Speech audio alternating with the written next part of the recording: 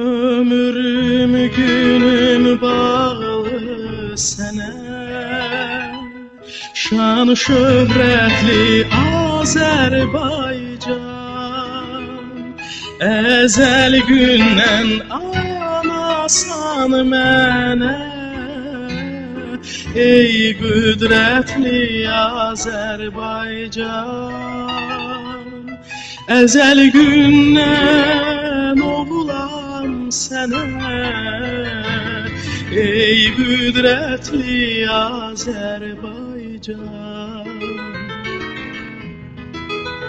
Müqəddəs daşın var, torpağın var, bizə candan da əzizdir.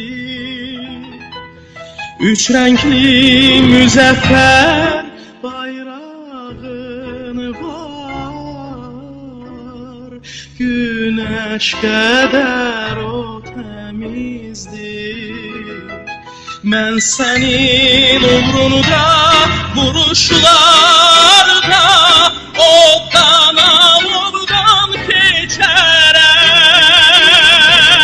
Dağ kimi möhkəməm etibarda,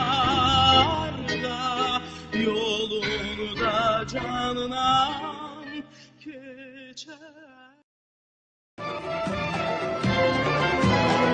Tarixlərə bağışlayan neçə qurban, ruhuma can, cismim üçün vətən olan, torpağına canım qurban Azərbaycan.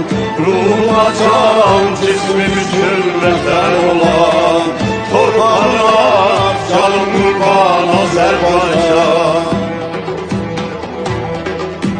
Hər uğurun gələcəyə bir yol açır, hər zəfərin tarixə işıq saçır. Hər millətə məhəbbətlə qucaq açır, qucağına canım qurban Azərbaycan. Neçə gizli sərvət yatır ucağında,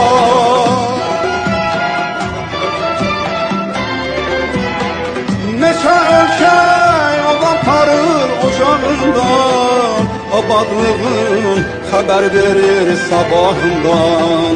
Sabahına canım qurban Azərbaycan, Abadlığın xəbər verir sabahından, sabahına canım qurban Azərbaycan.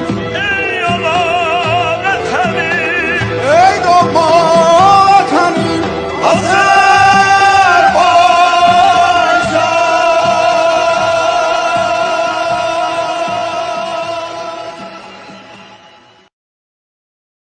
Çırpın